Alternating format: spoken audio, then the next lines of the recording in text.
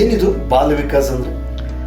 ಬಾಲ ವಿಕಾಸ್ ಅಂತ ಹೇಳಿದ್ರೆ ಆ್ಯಕ್ಚುಲಿ ಈಗ ಗಿಡವನ್ನು ನಾವು ಹೇಗೆ ಬೇಕಾದರೂ ಬಗ್ಗಿಸಬಹುದು, ಕರೆಕ್ಟ್? ಸೊ ಮರ ಆದ ನಂತರ ಅದನ್ನು ಬಗ್ಸೋಕ್ಕಾಗಲ್ಲ.